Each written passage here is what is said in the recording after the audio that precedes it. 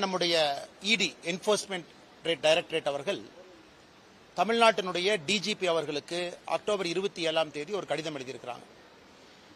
அந்த கடிதத்தினுடைய ஒரு பகுதி மக்கள் மன்றத்தில் இருக்கு. அந்த கடிதத்தோடு கிட்டத்தட்ட 232 பக்கம் அதற்கான ஆதாரங்களையும் அளிச்சிருக்கிறாங்க. 888 கோடி ரூபாய் ஊழல், 888 கோடி ரூபாய் ஊழல் நகராட்சி நிர்வாகம் மற்றும் நீர் வளங்கள் துறையில அமைச்சர் KN நேரு அவர்களுடைய துறையில நடந்திருப்பதாக இடி அவர்கள் ஆதாரப்பூர்வமாக தமிழ்நாட்டினுடைய டிஜிபி அவர்களுக்கு கடிதம் அளித்து அதுல ஒரு FIR பதிவு செய்ய சொல்லி கேட்டிருக்கிறாங்க. நமக்கு தெரியும், இந்த prevention of money laundering act PMLA section 66 இடிக்கு ஒரு தகவல் கிடைக்கிறது, வேறொரு கேஸ்ல சோதனை பண்றாங்க, அந்த கேஸ்ல இன்னொரு ஆதாரம் கிடைக்குதுன்னா செக்ஷன் 66 படி அந்த சம்பந்தப்பட்ட ஏஜென்சிக்கு அந்த ஆதாரத்தை கொடுக்க வேண்டியது இடியினுடைய கடமை. இந்த ட்ரூ வேல்யூ ஹோம் சம்பந்தப்பட்ட ஒரு CBI வழக்கு 2024 திரு KN நேரு அவர்களுக்கு சம்பந்தப்பட்ட அவருடைய தம்பி KN ரவிச்சந்திரன், KN மணிவண்ணன் அவர்களுடைய இல்லத்துல வேறு வேறு பகுதியில் நடத்தப்பட்ட ரைடுல கிடைக்கப்பட்ட ஆதாரங்கள், இவங்க junior engineer, assistant engineer, down planning officer, sanitary inspector உட்பட 2538 போஸ்டிங், அதுல 2 லட்சம் பேர் எழுதுறாங்க. அண்ணா யூனிவர்சிட்டி, அண்ணா பல்கலைக்கழகம் அந்த பரீட்சை நடத்துறாங்க.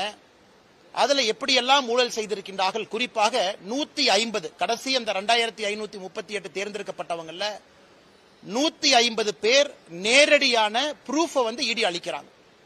வாட்ஸ்அப்ல எப்படி கம்யூனிகேட் பண்றாங்க, பணம் யாருகிட்ட கொடுத்தாங்க, அபிஷியலா அண்ணா பல்கலைக்கழகம் ரிசல்ட் டிக்ளேர் பண்றதுக்கு ஒரு வாரத்திற்கு முன்பு KN நேருனுடைய சகோதரர் அவரு கையில KN ரவிச்சந்திரன் அவருடைய கையில வாட்ஸ்அப்ல அந்த முழு லிஸ்ட் இருக்கு. பிரிலிமினரி பரீட்சையில பாஸ் ஆகாத ஒருத்தர் ஒரு புரோக்கர் இன்ஃப்ளூயன்ஸ் பண்ணி ஃபைனல் லிஸ்ட்ல பேரை சேர்க்கிறார். இது போன்ற பல ஆதாரங்கள்ல 232 பக்கம் அதை திரட்டி சேகரிச்சு செக்ஷன் 66 PMLA ஆக்ட் அடிப்படையில் தமிழ்நாட்டினுடைய டிஜிபிக்கு அளித்து இதுவரை ஒரு பேச்சு மூச்சு இல்ல. இதுல 2 லட்சம் பேர் எழுதியிருக்கிறாங்க. செலக்ட் ஆனவங்க 2538. அப்ப என்னங்க அர்த்தம்? கிட்டத்தட்ட 1,97,000 பேர் செலக்ட் ஆகல. இன்னைக்கு 1,97,000 குடும்பங்கள் பார்த்துக்கிட்டு இருக்காங்க. மீடியா நண்பர்களை, தமிழக அரசை நியாயமான முறையில் தேர்ந்தெடுக்காம 25 லட்சத்திலிருந்து 35 லட்சம் ரூபாய் வரை பணம் வாங்கி வேறு வேறு இடத்துல புரோக்கர் மூலமாக அதை நிறைய அக்கவுண்ட் மூலமாக மணி லாண்டரிங் பண்ணிருக்கிறாங்க. இத்தனை கொடுத்தது வேறு மாநிலமா இருந்தா இந்நாள் அந்த அமைச்சர் ரிசைன் பண்ணிருக்கணும். இது இடி சாதாரணமா ஒரு கடிதத்தை எழுதி இந்த மாதிரி ஊழல் நடந்திருக்குன்னு சொல்லிங்க. கடிதத்தோடு 150 செலக்டட் கேண்டிடேட் அவங்களுடைய ப்ரூஃப் அட்டாச் பண்ணிருக்கிறாங்க. அதன் பிறகு KN Ravichandran, KN Manivannan, KN நேருனுடைய உடன் பிறந்த சகோதரர்கள் 2 பேரு, அந்த ட்ரூ வேல்யூ ஹோம்ஸ்ல பணிபுரியக்கூடிய 4 பேர், 6 பேர்த்தினுடைய வாட்ஸ்அப் மொபைல் போனுடைய டிரான்ஸ்கிரிப்ட், அவங்களுக்குள்ள என்ன பேசினாங்க, ஒரு புரோக்கர் KN ரவிச்சந்திரன் அவங்ககிட்ட பேசின ரெக்கார்டட் கால், இத்தனை விஷயத்தை கொடுத்து 888 கோடி ரூபாய் ஊழல் நடந்திருக்கு. அதை பத்தி எதுவுமே பேசாம KN நேரு அவர்கள் பதில் சொல்றாங்க, இது திராவிட மாடல் ஆட்சியின் மீது பழி சுமத்துறாங்க. அதனால் முதலமைச்சர் அவர்கள் நேரடியா இதுல உடனடியா தமிழ்நாடு டிஜிபி அவர்களை FIR போட சொல்லணும். ஏன்னா FIR போடப்பட்ட பிறகுதான் இடி களத்துக்கு வர முடியும். இடியை பொறுத்தவரை ஒரு FIR இல்லாம இடி தன்னுடைய விசாரணை ஆரம்பிக்க முடியாது. அதன் அடிப்படையில் தான் இடி அவர்கள் செக்ஷன் 66 அடிப்படையில் ப்ரூஃப் கொடுத்து FIR போடுங்கிறாங்க. இடிக்கு FIR போடுவதற்கு அதிகாரம் இல்லை. அதன் பிறகு சம்பந்தப்பட்டவர்கள் யாராக இருந்தாலும் இடி நடவடிக்கை எடுக்கும். ஏன்னா இதுல மணி லாண்டரிங் நடந்திருக்கு. இது எதுவுமே இல்லாம காலையில முதலமைச்சர் அவர்கள் தன்னுடைய சமூக வலைதளத்தில் போடுறாரு, பாரத பிரதமர் நரேந்திர மோடி ஐயா அவர்கள் பீகார்ல இருந்து தமிழக மக்களை இன்சல்ட் பண்ணிட்டாங்க, தமிழ்நாட்டை பத்தி தப்பா பேசிட்டாங்க. பாரத பிரதமர் நரேந்திர மோடி அவர்கள் என்ன பேசினாங்க? தமிழ்நாட்டில் வசிக்கக்கூடிய, தமிழ்நாட்டிலே வேலை பார்க்கக்கூடிய பீகாரை சேர்ந்த இங்கே வேலை பார்க்கக்கூடிய சொந்தங்கள் தமிழ்நாட்டினுடைய திராவிட முன்னேற்ற கழகம் DMK அப்படிங்கிற வார்த்தையை பயன்படுத்த, இது DMK அவமானப்படுத்துறாங்கிற ப்ரூஃப் நம்முடைய சமூக வலைதளத்துல அந்த வீடியோவை போட்டு ஹிந்தி சப்டைட்டில் போட்டிருக்கோம். நம்ம பிஜேபி தமிழ்நாடு, என்னுடைய சமூக வலைதளம், நம்முடைய நயினார் அண்ணன் எல்லாத்துலயும் நீங்க பார்க்கலாம். அதுல எப்படி தயாநிதி மாறன் அவர்கள் பீகாரில் இருந்து இங்கே பணிபுரியக்கூடியவங்களை மிக மோசமா பேசினாங்க. TRB ராஜா, திரு பொன்முடி, திரு ராசா இவங்க எல்லாமே வேறு வேறு காலகட்டத்தில் பான் பிராக்கு வாயன், டாய்லெட் கட்டுறவங்க, இதை பேசியதைத்தான் பாரத பிரதமர் நரேந்திர மோடி அவர்கள் தமிழகத்தில் பீகாரை சார்ந்த தொழிலாளிகளை திராவிட முன்னேற்ற கழகத்தினுடைய தலைவர்கள் அவமானப்படுத்துறாங்க. அதனால் இன்னைக்கு 888 கோடி ரூபாய் ஊழல் நடந்திருக்கக்கூடிய Tamil Nadu municipal administration, water supply, நகராட்சி நிர்வாகம் மற்றும் நீர் வழங்கல், இந்த துறையில இவ்வளவு ஆதாரத்தின் அடிப்படையில் ஈடி கொடுத்தும் கூட அதை பற்றி வாயை திறக்காத முதலமைச்சர் திசை திருப்புவதற்காக பாரத பிரதமர் நரேந்திர மோடி அவர்கள் சொல்லாத ஒரு விஷயத்தை சொன்னதாக போய் பேசுறாங்க. இவர் எடுத்திருக்கக்கூடிய சத்திய பிரமாணத்துக்கு எதிராக நம்முடைய முதலமைச்சர் திரு மு.க. ஸ்டாலின் அவருடைய நடவடிக்கை இருக்கு. சத்திய பிரமாணத்தை பொறுத்தவரை இந்திய அரசியல் அமைப்பு சட்டத்தை பாதுகாப்பதாக இருக்க வேண்டும், மக்கள் நலனுக்காக இருக்க வேண்டும். ஆனா பிரதமர் சொல்லாத ஒரு விஷயத்தை சொன்னதாக ஒரு முதலமைச்சர் பொய்ய சொல்றாருன்னா சத்திய பிரமாணத்துக்கு எதிராகத்தான் அவர் நடவடிக்கை இருக்கு. அதனால் முதலமைச்சர் அவர்கள் உடனடியாக தன்னை திருத்திக் கொள்ள வேண்டும். எதுக்கு பொய் பேசி சுத்துறாரு? இந்த 888 கோடி ரூபாய் ஊழலுக்காக முதல் அட்டன் பண்ணும். இது முதல் ஊழல். இதை பேசி முடிக்கிறதுக்கு முன்னாடி அடுத்த ஊழல் வந்துருச்சு. திரு சக்கரபாணி அவர்களுடைய துறையில விவசாய பெருமக்கள் இருந்து வாங்கக்கூடிய பேடி, நெல், அந்த பேடியை டைரக்ட் ப்ரொக்யூர்மெண்ட் சென்டர் டிபிசி நேரடியாக கொள்முதல் நிலையத்துக்கு எடுத்துட்டு போறதுக்காக லாரி கான்ட்ராக்ட், அந்த லாரி கான்ட்ராக்ட் மிக தெளிவாக இருக்கு. சப் கான்ட்ராக்ட் கொடுக்க கூடாது, ஒரு டன்னுக்கு இவ்வளவு பே பண்ணுவோம், இந்த லாரியில கொண்டு வந்து 48 மணி நேரத்துக்குள்ள வாங்கப்பட்ட நெல்லை கொடுக்கணும். எனக்கு எதிர்க்கட்சி தலைவர் எடப்பாடி பழனிசாமி அவர்கள் இருந்து, பாரதிய ஜனதா கட்சியினுடைய தலைவர் திரு நயினார் நாகேந்திரன் அவர்கள் இருந்து, பல அரசியல் கட்சி தலைவர்கள் குறிப்பாக இந்த பேடி நெல் கொள்முதலை பத்தி பேசுறாங்க. என்ன பேசுறாங்க? நெல் கொள்முதலை சரியா நீ வாங்கல, நீ வாங்கி அதை கொண்டு வர்றக்கே 48 நாள் சில இடத்துல ஆயிருக்கு. ஆனா இன்டர்னல் டாக்குமெண்ட் என்ன சொல்லுது? 48 மணி நேரத்தில் கொண்டு வரணும். அதிலும் ஊழல் செய்து அதுல 160 கோடி ரூபாய், அதை இன்னைக்கு நம்முடைய சமூக வலைதளத்தில் நம்ம போட்டிருக்கோம். இது சம்பந்தமாக ஏற்கனவே அறப்போர் இயக்கமும் பேசியிருக்கிறாங்க. இன்னைக்கு ஒரு தனியார் பத்திரிகை சம்பந்தமாக விலாவரியாக அதிலே பாதிக்கப்பட்ட லாரி ஓனர், ட்ரக் டிரைவர் அவங்க கிட்ட பேசி விலாவரியாக அதை பத்திரிகையிலையும் பிரசுரம் பண்ணியிருக்கிறாங்க. 160 கோடி ரூபாய் திரு சக்கரபாணி அவர்களுடைய துறை, 888 கோடி ரூபாய் திரு KN நேரு அவர்களுடைய துறை. இதை பத்தி எதுவுமே வாய் திறக்காத முதலமைச்சர் அவர்கள் பாரத பிரதமர் நரேந்திர மோடி அவர்கள் சொல்லாத இல்லாத ஒரு விஷயத்தை சொல்றாங்க. மூன்றாவது ஒரு விஷயம் என்று சொன்னோம், நம்முடைய சார் ஸ்பெஷல் இன்டென்சிவ் ரிவிஷன். நேற்று நம்முடைய தலைமை தேர்தல் அதிகாரி CEO அவர்கள் எல்லா அரசியல் கட்சியும் கூப்பிட்டிருக்கிறாங்க. அனைத்து இந்திய அண்ணா திராவிட முன்னேற்ற கழகம், பாரதிய ஜனதா கட்சி, நிறைய கட்சிகள் இதுக்கு ஆதரவு கொடுக்கிறாங்க. அதாவது சிறப்பு திருத்தம் வாக்காளர் பட்டியல், இதுக்கு எல்லாம் ஆதரவு கொடுக்கிறாங்க. திராவிட முன்னேற்ற கழகம் எதிர்க்கிறாங்க. இன்னைக்கு ஒரு விஷயத்தை தமிழக மக்கள் நாம் உணர்ந்து கொள்ள வேண்டும். இந்தியாவை பொறுத்தவரை 1952 2004 வரை 8 முறைக்கு மேல வாக்காளர் திருத்த பட்டியலை நம்முடைய மத்திய தேர்தல் ஆணையம் நடத்தி காட்டியிருக்கின்றார்கள். 8 முறை இந்திய அளவில். தமிழ்நாட்டில் கடைசியா எப்ப நடத்தப்பட்டது? 2002 197 தொகுதிக்கும் 2005 37 தொகுதிக்கும் நம்ம நடத்தியிருக்கோம். தமிழ்நாட்டிலையும் 20 ஆண்டுகளுக்கு முன்னாடி நடத்தியிருக்கோம். தலைமை தேர்தல் அதிகாரி, எலெக்ஷன் ஆணையத்தினுடைய கடமை இந்த வாக்காளர் பட்டியல் திருத்தத்தை அப்பப்போது நடத்து, யாரு ஓட்டு போடுறாங்க, அந்த இன்டெகிரிட்டி ஆஃப் எலெக்ஷன் ரோல் சரியா இருக்கணும். இதை பீகார்ல நாம் புரிந்து கொள்ள வேண்டும். பீகார்ல நடத்தப்பட்ட பிறகு அப்பீலில் ஒருத்தர் கூட வரல. முழுமையாக நடத்தி முடிக்கப்பட்ட பிறகு யாராவது வாக்காளர்ல தவறா இருக்கிறாங்க, யாராவது நீக்கப்பட்டிருக்கிறாங்க, குடியுரிமை இல்லாதவங்க இருக்கிறாங்க, ஃபைனல் எலக்ட்ரல் ரோல் பப்ளிஷ் ஆனதுக்கு அப்புறம் ஒருவர் கூட வந்து தவறு நடந்துச்சுன்னு ஒருத்தர் சொல்ல 100% கிளீனா நடத்திருக்காங்க. இன்னைக்கு 12 மாநிலம் தேர்தலுக்கு செல்லக்கூடிய தமிழகம் உட்பட நமக்கு இன்னைக்கு நவம்பர் 3ஆம் தேதியிலிருந்து டிசம்பர் 4ஆம் தேதி வரை ஆரம்ப கால எனுமரேஷன் ஃபார்ம் இதை கொடுத்து வேலையை ஆரம்பிக்கிறாங்க. இதை ஒரு மாநில அரசு ஆதரிக்கணும் தார. ஏன்னா மாநில அரசு தான் ஆபீசர்ஸ் கொடுக்கணும். ஒரு பூத்துக்குமே பூத் லெவல் ஆபீசர் BLO கொடுக்கணும். அதன் பிறகு ஒரு சட்டமன்றத்திற்கு எலக்ட்ரல் ரெஜிஸ்ட்ரேஷன் ஆபீசர் ERO கொடுக்கணும். அதன் பிறகு ஒரு தாலுகாக்கு assistant electoral registration officer AERO கொடுக்கணும். இதெல்லாம் மாநில அரசுடைய கடமை. ஆனா இன்னைக்கு திராவிட முன்னேற்ற கழகத்தினுடைய அரசு திட்டமிட்டு தமிழ்நாட்டில் இந்த சார் வாக்காளர் சிறப்பு சீர்திருத்த பட்டியல் எப்படியாச்சும் இதை பிளாப்பாக வைக்கணும் என்பதற்காக கங்கணம் கட்டிக்கொண்டு நிற்கின்றார்கள். எங்களுடைய இது எலெக்ஷன் கமிஷன், தலைமை தேர்தல் அதிகாரி நேரடியாக தமிழ்நாட்டினுடைய COவை தன்னுடைய கட்டுப்பாட்டுக்குள்ள கொண்டு வந்து இது சம்பந்தப்பட்ட அதிகாரிகள் யாரெல்லாம் இருக்கிறாங்களோ, அதாவது BLOவா இருக்கட்டும், எலக்ட்ரல் ரெஜிஸ்ட்ரேஷன் ஆபீசரா இருக்கட்டும், நேரடியாக நம்முடைய எலெக்ஷன் கமிஷனுக்கு கீழ் அவர்களை கொண்டு வந்து தமிழ்நாட்டிலே சார் நடத்தப்பட வேண்டும் என்பது பொதுமக்கள் எல்லோரும் நாங்கள் அதைத்தான் சொல்றோம். இந்த 3 விஷயங்களும் இன்னைக்கு மிக முக்கிய விஷயங்கள். ஆனால் இதை தவிர எல்லாமே நம்ம பேசிட்டு இருக்கோம். அதுவும் குறிப்பாக முதலமைச்சர் அவர்கள் திசை திருப்புவதில் முழு கவனத்தில் இருக்கிறாங்க. இதை 3ஐயும் உங்களிடம் சொல்லணும். அதுக்கப்புறம் நம்முடைய திருப்பூர்ல சின்ன காளிபாளையத்துல திருப்பூர் மாநகராட்சி இன்னைக்கு அங்க இருக்கக்கூடிய குப்பைகள்லாம் கொண்டு வந்து இன்னைக்கு நம்முடைய பல்லடத்துக்குள்ள சின்ன காளிபாளையத்துல கொட்டுறாங்க. திருப்பூர் மக்கள் நல்லா இருக்கணும். இது தேவையெல்லாம் பாத்தீங்கன்னா திருப்பூர், பல்லடம், கோயம்புத்தூருக்கு சண்டை உண்டாக்குறாங்க. இதே மாதிரி வெள்ளலூர் ஒரு காலத்துல அவ்வளவு பறவைகள் வந்திருக்கக்கூடிய சரணாலயமா இருந்த வெள்ளலூர்ல ஆயிரக்கணக்கான டன் குப்பைகளை கொட்டி வெள்ளலூர் பகுதி மக்கள் ஆயிரக்கணக்கானவர்கள் மனித சங்கிலி போராட்டம் நடத்தி இன்னைக்கு அந்த பக்கமே போக முடியாத அளவுக்கு பண்ணிருக்காங்க. இன்னைக்கு அதே வேலையை சின்ன காளிபாளையத்துல பண்றாங்க. இடுவாய் ஊராட்சியில இதற்கு முன்பு கிராம சபை கூட்டத்தில் குப்பையை கொண்டு வராதீங்கன்னு சொன்ன பிறகு கூட இன்னைக்கு 2500க்கும் மேற்பட்ட மக்கள் அங்கு உட்கார்ந்து ஆர்ப்பாட்டம் போராட்டம் செய்து கொண்டிருக்கின்றார்கள். அதனால் உடனடியாக திருப்பூர் மாநகராட்சி இதை கைவிட வேண்டும் என்று கேட்கின்றோம். இதை தாண்டி நீங்க குப்பையை கொண்டு வந்தா முதல் லாரியை தடுப்பதற்கு பாரதிய ஜனதா கட்சி எங்களுடைய மாவட்ட தலைவர் ஸ்ரீனிவாசன் அவர்கள், அங்க இருக்கக்கூடிய தலைவர்கள் அண்ணன் ஏபி முருகானந்தம் அவர்கள், நாங்கள் எல்லோருமே முதல் லாரியை தடுக்கிறதுக்கு அங்க போகத்தான் போறோம்.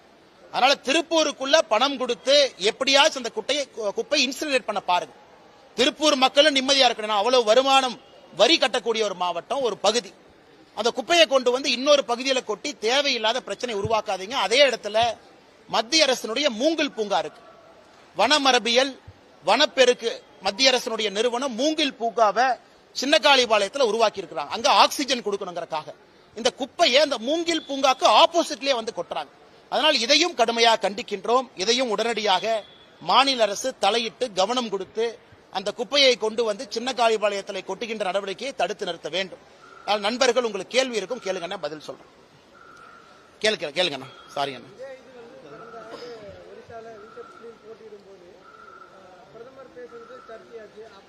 பாஜக யாருமே கண்டுக்கல, தமிழ்நாட்டில் இருக்கிற பாஜக காரங்க யாருமே கண்டுக்கல அப்படிங்கிற ஒரு குற்றச்சாட்டு சமூக வலைதளங்கள் போயிட்டு இருக்கு. அதே சமயம் அமித்ஷா கூட பேசினாரு, ஒரு தமிழர் வந்து ஒரிசாவை ஆளலாமா அப்படிங்கிற மாதிரி பேசியிருந்தாரு. அண்ணா இன்னைக்கு இதே ஒரு சிம்பிள் கேள்விங்க அண்ணா, நியாயமான கேள்விதான் நீங்க கேட்கறீங்க. தமிழ்நாட்டிலே பிறந்து வளர்ந்திருக்கக்கூடிய நம்ம தமிழன் அப்படிங்கிற அடையாளத்தோடு சொல்றோம். என்னை பொறுத்தவரை எல்லோரும் தமிழர்கள் தான். யாராவது நார்த் இந்தியாவிலிருந்து வந்து தமிழ்நாட்டில் பிறந்து வளர்ந்து அவர்கள் தமிழ்நாட்டினுடைய வருகின்ற காலத்தில் முதலமைச்சர் ஆவதற்கு தகுதி இருக்கா அப்படிங்கறத திராவிட முன்னேற்ற கழகம் தெளிவுபடுத்தணும். திராவிட முன்னேற்ற கழகத்திற்கு நாங்கள் வைக்கக்கூடிய சவால் என்னன்னா, தமிழ்நாட்டிலே பிறந்து வளர்ந்திருக்கக்கூடிய ஒருவர் அவங்களுடைய டெபினிஷன் ஆஃப் தமிழன் அப்படிங்கறத தாண்டி இன்னைக்கு இருக்கிறவங்க தமிழ்நாட்டினுடைய முதலமைச்சராக வர முடியுமா அப்படிங்கறத திமுக சொல்லட்டும். இதைத்தான் ஒரிசால 2024 நடந்த சட்டமன்ற தேர்தலில் அவங்க பேசினாங்க. ஒரிசால யார் ஆள வேண்டும் என்பது அங்க இருக்கக்கூடிய அரசியல் கட்சிகள் அடிச்சுக்கிட்டாங்க. பைனலா மக்கள் ஒரு தீர்ப்பு கொடுத்தாங்க. இதை பற்றி யார் விவாதம் வைத்தார்களோ பாரதிய ஜனதா கட்சிக்கு வாக்களித்து இன்னைக்கு கொண்டு வந்திருக்கிறாங்க ஆட்சிக்கு. இன்னைக்கு நம்முடைய முதலமைச்சர் அவர்கள் சொல்லி இருப்பது தமிழ்நாட்டு மக்களை மோடி அவமானப்படுத்திட்டார். அதைத்தான் நான் இங்கே நண்பர்களிடம் கேட்கின்றேன். என்ன அவமானப்படுத்துறார்? திராவிட முன்னேற்ற கழகம் செய்திருக்கக்கூடிய அட்டூழியத்தனமான வேலையை எடுத்து சொல்லியிருக்கிறாங்க.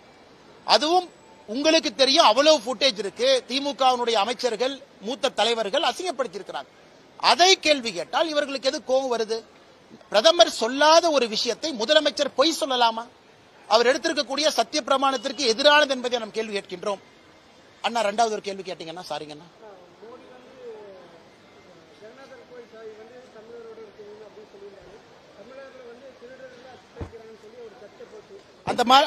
அந்த மாதிரி ஒரிசால யாரும் சொல்லவில்லை. அதை போன்று யாரும் அவமானப்படுத்தப்படவில்லை. ஒரிசாவிலே கேட்கப்பட்ட கேள்வி, ஒரியாவை ஆளுவதற்கு யாருக்கு தகுதி இருக்கிறது என்பதுதான் ஒரிசால கேட்கப்பட்ட கேள்வி. அதே கேள்வி எனக்கு திமுக கேட்கிறாங்க, டெபினிஷன் கொடுக்கட்டும். அப்ப தமிழ்நாட்டில் இருக்குன்னா ஒரிசால இருக்குன்னு நான் ஒத்துக்கிறேன். இன்னைக்கு திராவிட முன்னேற்ற கழகத்தினுடைய தலைவர் திரு ஸ்டாலின் அவர்கள் நார்த் இந்தியாவில் பிறந்து ஒருத்தவங்க இன்னைக்கு தமிழ்நாட்டில் வந்திருக்கிறாங்க, குடும்பமா ஷிஃப்ட் ஆயிருக்கிறாங்க கடந்த 10 வருஷத்துல. அவங்க 25 வருஷம் கழிச்சு தமிழ்நாட்டினுடைய முதலமைச்சராக வருவதற்கு தகுதி இருக்குன்னு ஸ்டாலின் ஐயா சொல்லட்டும். அவர் கேட்கக்கூடிய எந்த கேள்விக்கு நான் பதில் சொல்றேங்க ஐயா.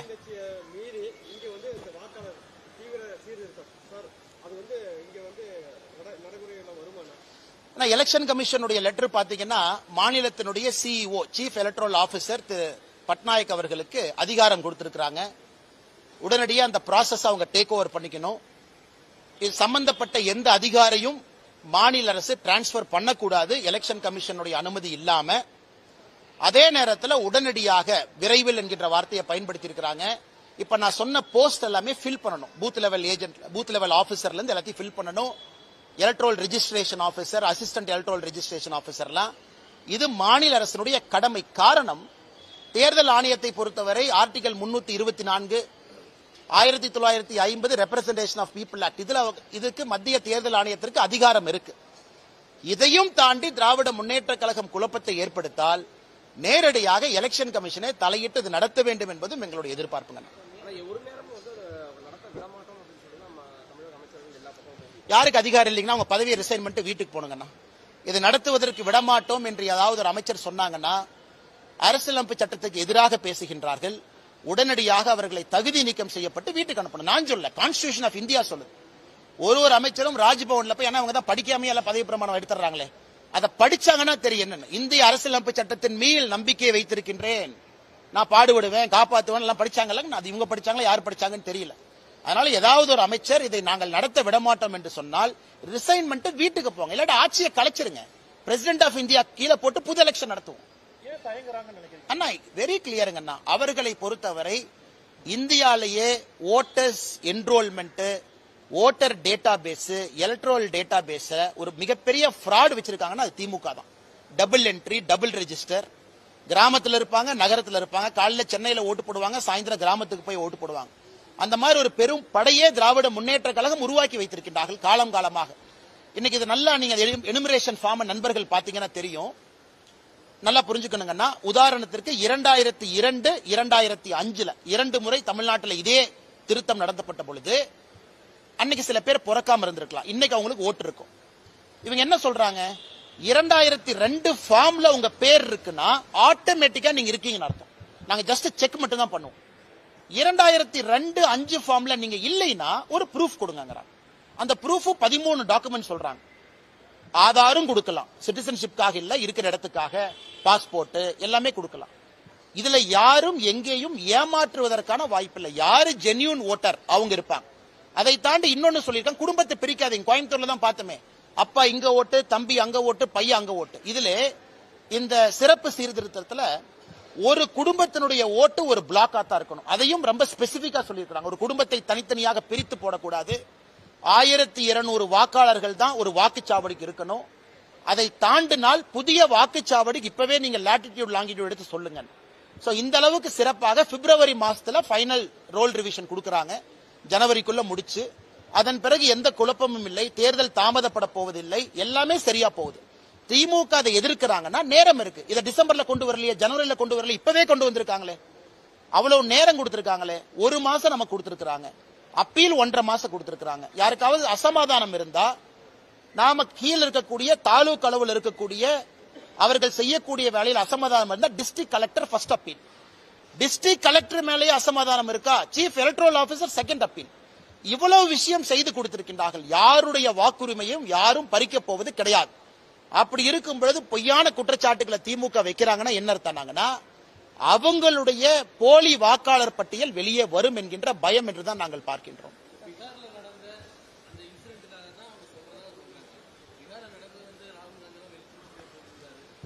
உங்க பாப்பா வாங்கண்ணா, உங்க பாப்பா அண்ணா.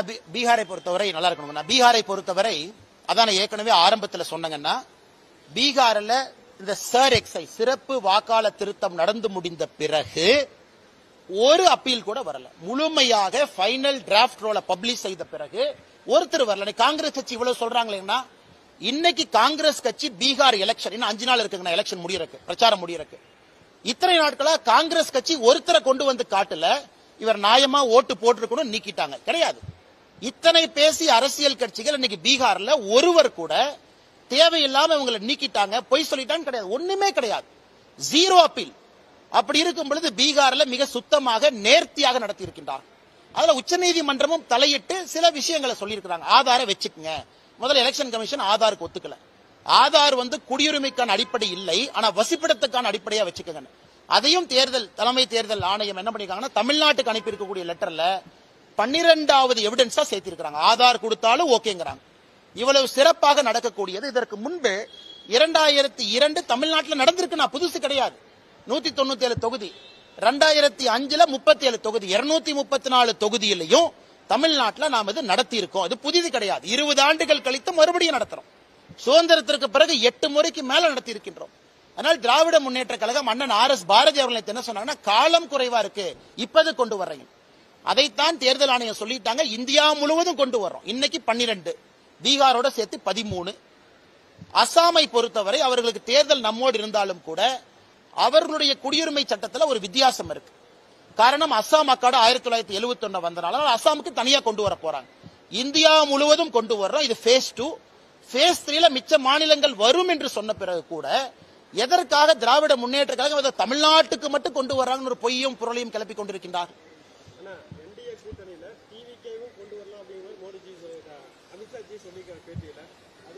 நான் அதை பத்தி கருத்து சொல்ல விரும்பலீங்கண்ணா.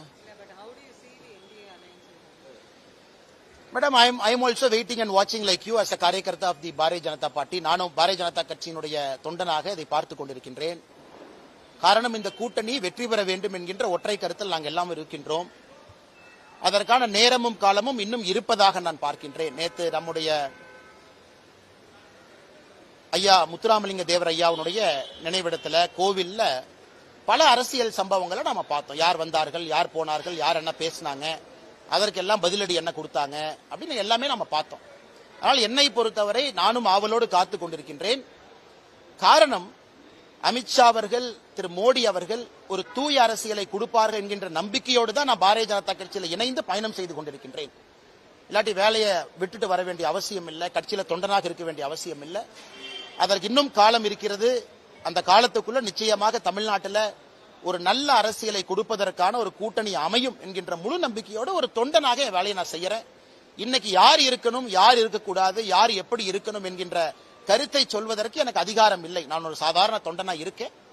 பிடிச்சிருந்தா இருக்க போறேன், பிடிக்கலனா கிளம்ப போறேன், அவ்வளவுதாங்க. என் வேலையை பார்த்துட்டு விவசாயம் பார்த்துட்டு இருக்க போறேன்.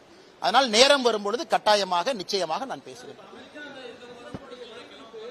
ஆனா அரசியல் கட்சியில யாருமே கன்னு வச்சு அரசியல் கட்சியில் இருக்க வைக்க முடியாதுங்கண்ணா. இதெல்லாம் வாலண்டரி மெக்கானிசம். எங்களுடைய கை காசை செலவு பண்ணி நாங்க அரசியல் இருக்கோம். எங்களோட கேள்வி கேட்டீங்க, பதில் சொல்றதுக்கு வெயிட் பண்ணணும். எல்லாருமே இங்க பப்ளிக்குக்காக வேலை பார்க்கிறோம். பிடித்தவரை பப்ளிக்குக்காக வேலை பார்க்க போறோம். அரசியல் கட்சியில் இருந்து இல்ல நம்ம வேற வேலை செய்யணும் அப்படின்னா அதை சமூக ஆர்வலராக சமூக இயக்கமாக மாற்றி அதே வேலையை பப்ளிக் செய்ய போறோம். அதான் அம்மா அவங்க கேட்ட கேள்விக்கு நேரடியா பதில் சொல்லிட்டேன். சுத்தி வளைச்சு இந்த கூட்டணி எப்படி அப்படின்னு சொல்லிங்கன்னா, நான் எப்பவுமே நேரா பேசுறாள், எப்பவுமே பின்னாடி இருந்து நான் பேச மாட்டேன். இன்னும் நான் காத்திருப்பதற்கு தயார். பாரதிய ஜனதா கட்சியினுடைய தொண்டனாக பொறுத்திருப்போம், பார்ப்போம். என்ன நடக்கும் என்று அடுத்த சில மாதங்கள் கவனிப்போம். தமிழ்நாட்டுக்கு நல்லது நடக்கும் என்கின்ற ஒற்றை கருத்துல நிறைய பேர் ரிஸ்க் எடுத்திருக்கோம். நான் இல்ல, எத்தனையோ பேர். நான் ட்ரெடிஷனல் பொலிட்டீஷியன் கிடையாது. மாத்தி மாத்தி பேசுறதுக்கு மக்கள் அதை எங்கிட்ட எதிர்பார்த்தாங்கன்னா ஐம் சாரி. நான் 20 வயசுலேயே கரவேட்டி கட்டிட்டேன், 25 வயசுலேயே பூத் தலைவர் ஆயிட்டேன், 30 வயசுலேயே தலைவர் ஆயிட்டேன், 60 வயசு வரைக்கும் இருப்பேன். அந்த மாதிரி அரசியல் இல்ல. நான் 35 வயசுல வந்தேங்க, வேற இடத்துல இருந்து வந்த அரசியலுக்கு. ஆனால் எனக்கு மாத்தி பேச எல்லாம் தெரியாது, சபநாகரிகம் எல்லாம் தெரியாது, இடத்துக்கு தகுந்த மாதிரி எல்லாம் பேச தெரியாது. இப்போதைக்கு என் வேலையை பார்க்கறேன். பத்திரிகை நண்பர்களை பார்க்கும்போது என் கருத்தை சொல்றேன். இன்னும் பொறுத்திருங்கள், சரியான நேரத்தில் நான் பேசுறேன். பதவி எதுக்கு நான் போடணும்? பதவி எல்லாம் வெங்காயம் மாதிரி நான் தான் சொல்லிட்டேன். அதை உரிச்சிங்கன்னா ஒண்ணுமே இருக்காதுண்ணே. என்ன பதவி போடுவாங்க அண்ணா? ஒரு நிமிஷம், என்ன பதவி போடுவாங்க? என்ன அண்ணா, எனக்கு தமிழ்நாட்டுல சுத்தமான அரசியல், நேர்மையான அரசியல். இதுக்கு என்ன பதவி வேணும்? மகாத்மா காந்தி என பல பதவியில இருந்தார். 1921 ஒரே வருஷம் அகில இந்திய காங்கிரஸ் கட்சியினுடைய தலைவரா ஒரே வருஷம் இருந்தார். பதவி இருந்தா தான் வேலை செய்ய முடியுமானே? பதவிங்கிறத வண்டியில கொடி மாட்டிக்கிட்டு கரவேட்டி கட்டிக்கிட்டு பதவி கொடுத்துட்டா லெட்டர் பேட் போடுறக்கா? அந்த மாதிரி ஆட்கள் நான் கிடையாது. நான் பதவியில் இருந்த பொழுதே சொன்னது பதவிங்கிறது வெங்காயம் மாதிரி தான். இன்னைக்கு அதான் சொல்ல போறேன். என்னை பொறுத்தவரை சுத்தமான நேர்மையான, ஏன்னா உங்களுக்கு காலம் போயிட்டு இருக்கு, எனக்கு காலம் போயிட்டு இருக்கு. இன்னும் 10 வருஷம் போனச்சா தடி வச்சுதான் நீங்கள் நான் நடக்கணும். வயது இருக்கும் பொழுது, நரம்பு சரியாக இருக்கும் பொழுது அதெல்லாம் பேச முடியும். 60 வயசு இந்த மாதிரிலாம் நான் பேசிட்டு இருக்க முடியாது. கே நேரு ஊழல் பண்ணாரு, இவங்க ஊழல் பண்ணாரு, இல்ல லாரி வச்சு ஏத்திடுவானுங்க. அதனால இப்போதைக்கு அதை பேசுறேன். மாற்றம் நடக்கும் என்று நம்புகின்றேன். அதற்காக காத்திருப்பதற்கு தயாராகவும் இருக்கின்றேன். என்ன நடக்கும் பார்ப்போம்.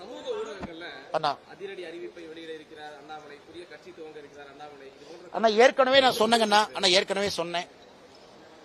நான் எங்கே இருந்து அரசியல் வரேன்னு பாருங்க. முதல் தலைமுறை, என்னுடைய குடும்பம் விவசாயி, எந்த பேக்கப்பும் இல்லை. ஒரு தனி கட்சி எல்லாம் தொடங்கி நடத்த முடியும்னு நினைக்கிறீங்களா? அதனால் எனக்கு என்னுடைய உயரம் தெரியும். எனக்கு பாரத பிரதமர் நரேந்திர மோடி அவர்கள் மீது நான் வைத்திருக்கக்கூடிய நம்பிக்கை இம்மி அளவு கூட குறையாது, குறையவில்லை. எப்படி பயணம் செய்ய வேண்டும் என்று எனக்கு தெரியும். ஆனால் நான் இன்னைக்கு ஒரு முதல் தலைமுறை அரசியல்வாதியாக, விவசாயியாக நான் மாற்றத்திற்காக தொடர்ந்து போராடுறேன். சில நேரம் என்னுடைய மனசாட்சிக்கு எதிராகவும் நான் பேசுறேன்.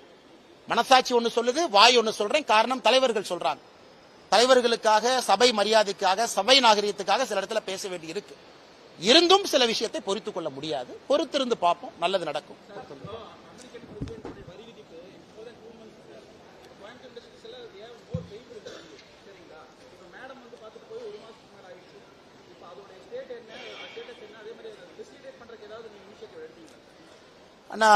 நியாயமான கேள்விங்கன்னா, கோயம்புத்தூர் திருப்பூருக்கு பாதிப்பு அதிகம் தான், இல்லை என்று நாம் எங்கேயுமே மறுக்கல.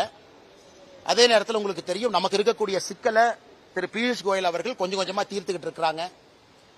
நேற்று சவுத் கொரியாவிலிருந்து நம்முடைய அமெரிக்காவினுடைய பிரதமர் பேசும்பொழுது இதே தான் சொன்னாரு. இந்தியாவினோடு சுமூகமாக பேச்சுவார்த்தை நடந்து கொண்டிருக்கிறது, விரைவில் அறிவிப்பு கொடுப்போம் என்று. பியூஷ் கோயல் அவர்களும் மிக கடுமையாக உழைத்துக் கொண்டிருக்கின்றார்கள். எனக்கு எல்லா நாடுகளும் படக்கூடிய அவஸ்தையை நீங்க பாக்குறீங்க. அதனால் நிச்சயமாக எனக்கு நம்பிக்கை இருக்கிறது. ஷார்ட் டேர்ம் பெயினுங்கன்னா எல்லாத்துக்குமே நம்ம சொல்றது எளிது. இன்னும் வேலை வாய்ப்பு இன்னும் போகாத அளவுக்கு அரசு அப்படியே மேனேஜ் பண்ணிட்டு இருக்கிறாங்க. அதனால விரைவில் ஒரு நல்ல அறிவிப்பு வரும் என்பது மத்திய அரசு, நம்முடைய நிதி அமைச்சர் அவர்கள் தொடர்ந்து சொல்லுகின்றார்கள், பியூஷ் கோயல் அவர்கள் தொடர்ந்து சொல்லுகின்றார்கள். காத்திருப்போம், பொறுத்திருப்போம்.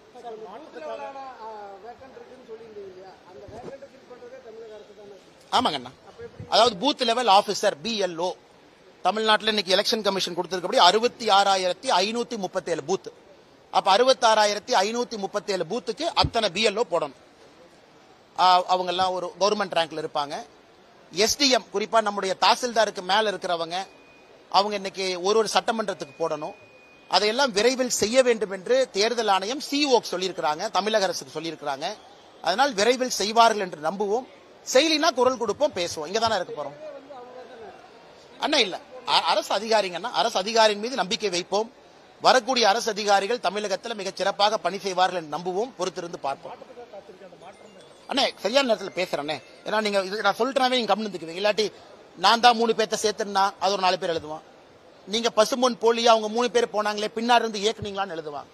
அதனால் என்னுடைய பொறுமைக்கும் ஒரு எல்லை தான். ஏன்னா நான் பேச ஆரம்பிச்சேன்னா பல விஷயங்கள் பேசிடுவேன். ஆனா நான் பேசக்கூடாது. அதனால் எதுக்கு இந்த கருத்தை நான் தெளிவா சொல்லிட்டேன்னா, ஊகத்திற்கு இடம் கொடுக்க வேண்டாம் என்பதற்காக சொல்லிட்டேன். நானும் எதற்கும் பொறுப்பில்லை, அதாக தானாக நடக்கிறது. அப்படி இருக்கும் பொழுது எல்லாத்துக்கும் நான் தான் காரணம் பேசுவாங்க. இன்னைக்கு நான் அதிமுகவை பத்தி பேசாம இருக்கேன். ஆனா அதிமுக இருக்கக்கூடிய எத்தனையோ தலைவர்கள் இன்னைக்கு என்னை திட்டிட்டு தான் இருக்காங்க. ஆனாலும் அமித்ஷாஜி அவர்கள் நான் கொடுத்த வார்த்தைக்காக கட்டுப்பட்டு நிக்கிறேன். திரும்ப எனக்கு பேசுறதுக்கு எவ்வளவு நேரம் ஆகும்? 2 நிமிஷம் போதுமே.